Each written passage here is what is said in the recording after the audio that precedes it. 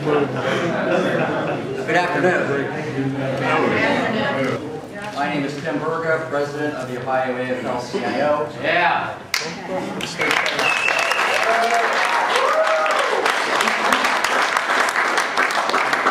The Ohio AFL-CIO represents 700,000 workers from a variety of different international unions in the public sector, the private sector, industrial sector, and building and construction trades. The Ohio AFL-CIO in Ohio also has 1 million members in our community affiliate, Working America. We're here today to talk about Senate Bill 5 and its harmful consequences. Whether a union worker or a non-union worker, whether you work construction, whether you work manufacturing, warehousing, shipping, transportation, retail, service, if you're in the middle class or striving to be in the middle class, Senate Bill 5 is not for you.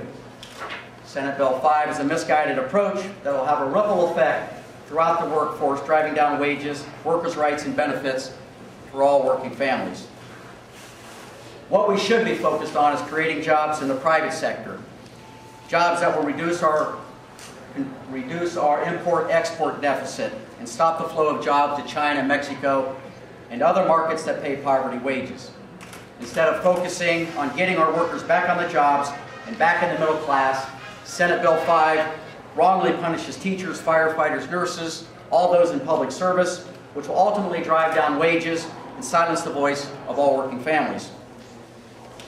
Looking at the facts about Senate Bill 5, we understand it to be a misguided approach that appears to be more about political partisanship at a time when Ohioans expect a serious approach to creating good jobs in the private sector that ultimately will replenish our public budgets.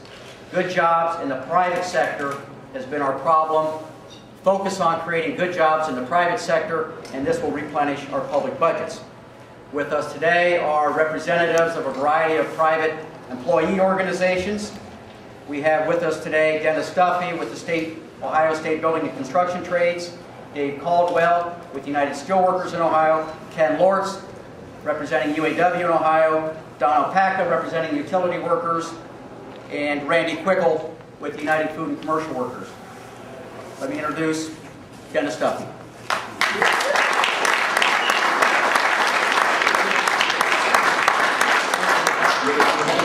As Tim said, my name is Dennis Duffy. I'm the Secretary-Treasurer of the Ohio State Building Trades, representing some 98,000 construction workers across the state of Ohio.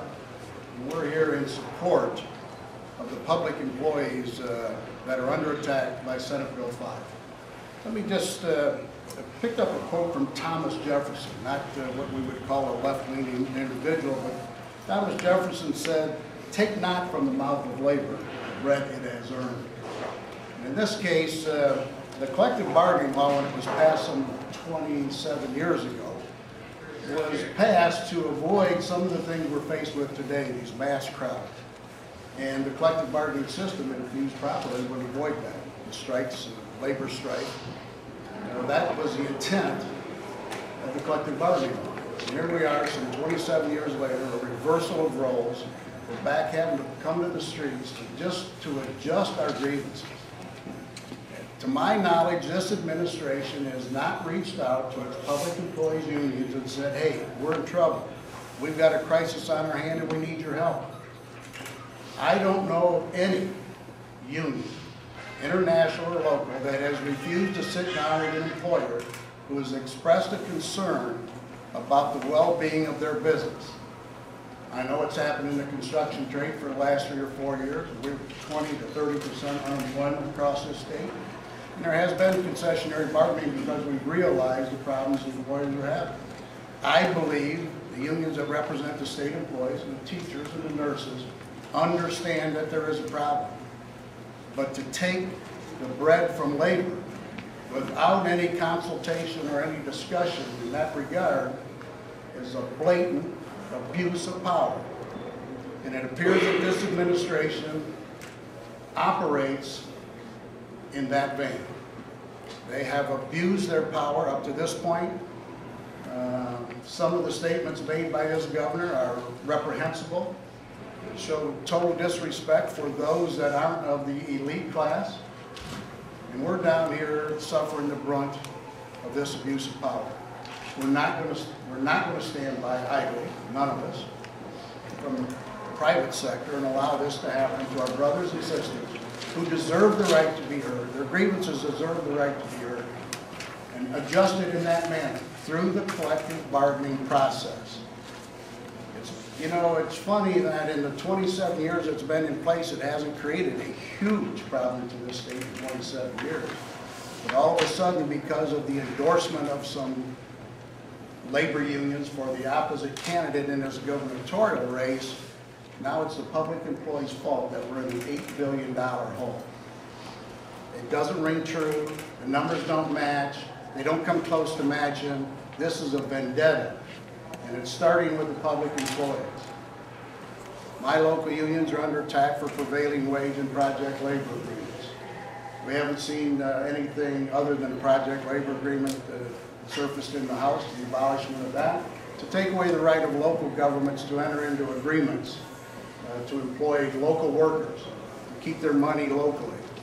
They want to abolish that right for the local government. So this may not be a quick battle. It may take us a long time to deliver our message to the general public, but the general public, this is not a union battle. This is a battle for anybody that works with their hands. And there are very few of us that don't. Whether you have a graduate degree, bachelor's degree, whether you have a high school education or GED, there are very few of us that don't work for somebody. And everybody that falls in that category is at stake here. Their livelihood is at stake because of what they're trying to do with Senate Bill 5. And this is just the beginning. You see the ripples across the states. We're in for a battle here. It is heartwarming and pleasing to me to see the numbers of people that have gathered in support of our public employees in this state. We'll be there as long as it takes. Good luck to everybody. God bless you all and Godspeed.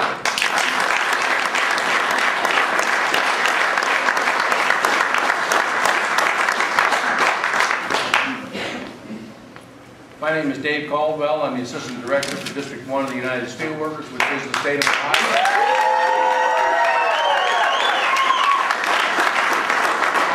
I see a lot of blue and gold in the room, and that's not maize and blue. It doesn't have anything to do with Michigan. It's United Steelworkers color. Look, there's a saying that goes back in labor circles for probably over a century. Its origin is kind of difficult to trace, but it at least goes back to the Knights of Labor and through the Wobblies in the 20s and the rest of it. An injury to one is an injury to all. And I submit to you that that was true over 100 years ago and it's true today. And it's not just rhetoric, it's something that we absolutely believe in, and that we absolutely have to join together now and make sure that this General Assembly and this governor does not do the mean-spirited, wrong things to the public sector workers that he wants to do with Senate Bill 5. We need to send that message and send that message clearly to these folks. Look, this 2008 collapse of the economy, which has already damaged our public sector workers by damaging their pension plans, cannot be fixed by further damaging those workers. As President Burga talked about earlier, we need to create private sector jobs so that there's revenue to have good public sector jobs and the monies by which to pay them what it is that they deserve. This piece of legislation is mean-spirited, and it's about the elimination of the middle class, not just in Ohio, but in the country, and it's starting with this guy in Ohio who made a lot of noise about doing this during the course of his campaign. Now, this particular piece of legislation, this governor and this General Assembly is justifying by telling us that all the big city mayors think that elimination of collective bargaining for public sector workers is a good idea.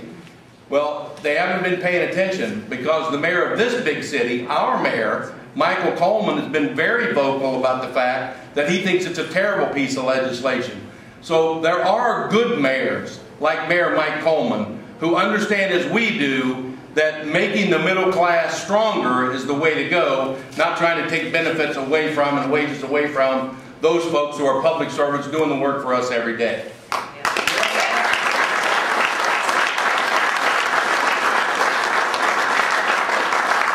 We can't fix the economy in this fashion. This is This is wrong-headed, it's bad public policy, it's mean-spirited, it is, as other speakers have already said, a first step in a long line of things that they want to do towards the elimination of the middle class.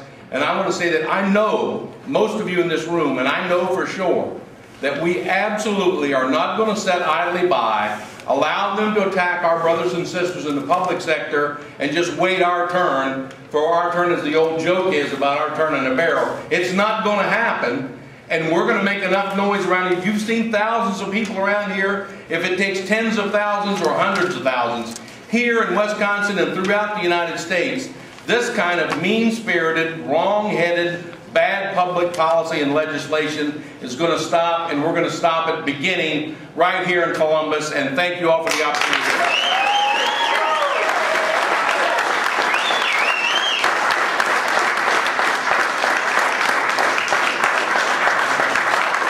Well, as Tim said, my name's Ken Lortz. I'm the director for Region 2B UAW, representing 130,000 UAW members in the state of Ohio. I'm here to declare to everybody that on behalf of those 130,000 members, we're here to support, we're in this fight with the public employees, and we're going to be there to the end. And if there's a fight after that, we'll be in that one just as well. Those that claim, that support Senate Bill 5, claim that it's a necessary piece of legislation to balance Ohio's budget. The only thing that's going to fix Ohio's budget and Ohio's economic problems is creation of jobs. And Senate Bill 5 doesn't create a single job. Senate Bill 5 is nothing less than a misguided, reckless attack on democracy in our country and in our state. It's in addition to an attempt to squelch labor. In a democracy, people make decisions. Whether you believe in the labor movement or not, whether you support the labor movement or not, you have the individual right to vote in any kind of election, determine whether you want a labor union. If the majority votes in favor of a labor union, then you move to the next step, which is a collective bargaining agreement. And again, the majority of the membership decides what that collective bargaining agreement is going to look like. That's how democracy works. Unfortunately, we've got a majority party in the Ohio Senate that only believes in a majority and in a democracy when it suits their needs. They're out here saying that our public teachers and those that protect our communities are overpaid. Yet they recently took a vote, and by a majority vote, decided that they shouldn't take a pay cut. Yet they're out there saying that our folks should. If Ohio's economy is in that bad a shape, then I would ask, where's the outrage from the Tea Party and all the rest of those folks when Governor Kasich gave his chief of staff a $50,000 a year wage increase?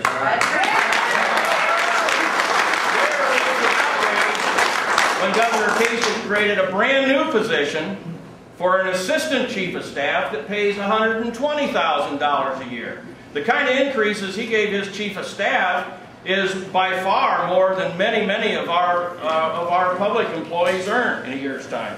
So instead of engaging in attacks on those that have chosen to teach our children and protect our communities and keep us safe, our governor and our legislators ought to be working on creating jobs to pull our economy back where it belongs. Senate Bill 5 is part of a coordinated effort across our country, and it must be stopped. I pray that the Ohio Senate and our governor will realize the devastating effects Senate Bill 5 will have on workers, working class folks in the state of Ohio, and reverse their direction. Thank you very much.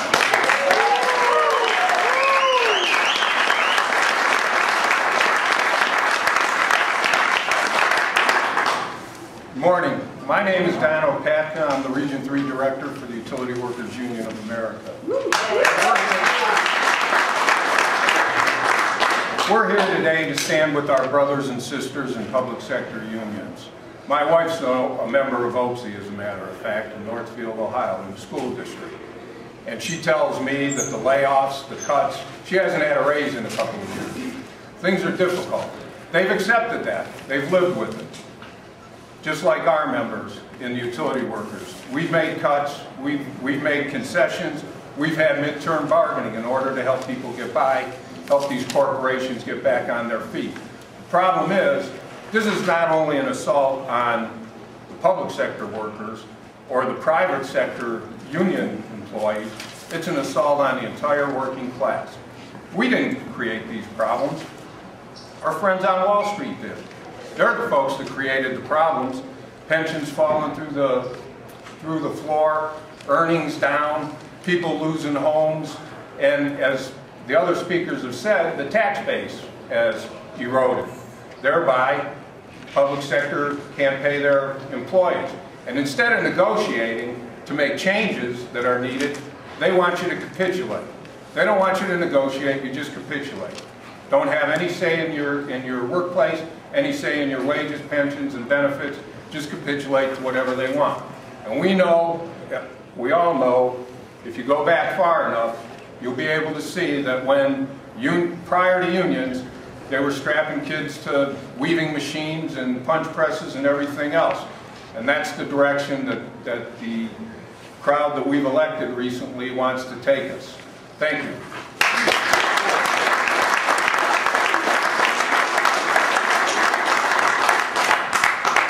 Hello, I'm Randy Quickle, President of United Food and Commercial Workers, 1059, Local 1059. We represent 17,000 workers in 44 counties in this great state of Ohio. I'm here to represent those 17,000 workers today and stand in solidarity with our public employees, brothers and sisters, against Senate Bill 5.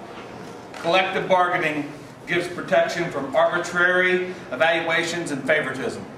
Collective bargaining levels the playing field between management and its workers. Collective bargaining gives a voice to the masses where they would not have one. We're outraged that this governor is laying the troubles of the state at the feet of the public workers. Workers who make a fair wage and for an honest day's work. Governor Kasich, we have quality individuals who work hard to keep our communities going, keep us safe, and educate our children. The last thing anyone should want to do is to force those quality individuals out of the public sector. But that is exactly what Senate Bill 5 would do. If you eliminate bargaining rights for the public employees, eliminate the arbitration, you might as well be eliminating their ability to have the American dream. Shouldn't public employees have affordable health care? Shouldn't they be able to retire at a reasonable age after serving so diligently on our behalf? Governor Kasich, you talk about job creation, but what kind of jobs do you want to create? If we attract businesses by allowing minimum wage jobs to be the norm for employers to prosper off the backs of the working people, what have we accomplished? Nothing. You turned away federal money that would have helped our deficit and created good middle-class jobs, but it just doesn't make any sense. Kasich, Governor Kasich, I hope the crowd that you see here today shows the importance of this issue to so many people. Those are just not public employees here today. They're people, concerned citizens across this great state who are standing proudly and saying no to Senate Bill 5. Pay and benefits for government workers goes down. How does that push down the wages and fringe benefits that private company workers? How does that work? Natural economic devolution. When you drive down wages, just like when you increase minimum wage, you'll see a ripple effect moving upwards. If you start to drive down wages and benefits in the public sector, it's going to have a ripple effect across the community. Employers know that. Employers see that. Rather than doing that, we challenge Governor Kasich and the proponents of Senate Bill 5 to do measures, pass measures, work collectively together to lift up for all workers in the private sector, union, non-union. Let's have a conversation about creating jobs, fair trade, and lifting workers up, rather than playing on people's worst fears about driving down others. That's bad for the economy, bad for our state, and we ought to be having a serious discussion about job creation.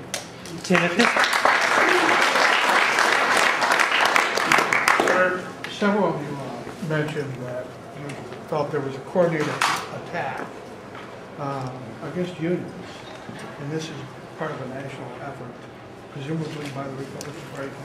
Could you expand on that? I mean, what do you think is going on? When you look at the facts, and when you look at the accounting of not knowing if and what Senate Bill 5 actually does say, and when you look and see what's happening in states like Wisconsin and Indiana and Pennsylvania and Michigan and Ohio, there's not very many conclusions that we can draw other than this is punitive and this is political payback. So simply scapegoating workers, nurses, firefighters, teachers, that they're responsible for what's happened to our economy. We know that that's not right. We know that that's wrong. And we know that instead of investing in our basic industries, investing in our workforce in the private sector, union and non-union, we ought to be having that discussion instead. So when you look at all the facts, it's hard to draw a conclusion other than partisanship. If this bill should pass, do you anticipate that there would be a referendum effort, and how big of a draw would this be for Democrats to the ballot? Well, this is a long way from over. However, we'll look at all of our options if and when we get to that point. I can tell you right now that this bill has little to no constituency, and as this thing goes on, all workers, public sector, private sector, union and non-union, are starting to smell something rotten in Columbus. And we've got to make sure that our voices are heard and not silenced. And if we do that, we have a fighting chance. And we'll look at our options afterwards. This thing goes on, all workers, public sector, private sector, union and non-union, are starting to smell something rotten in Columbus. And we've got to make sure that our voices are heard and not silenced. And if we do that, we have a fighting chance. And we'll look at our options afterwards. Yeah.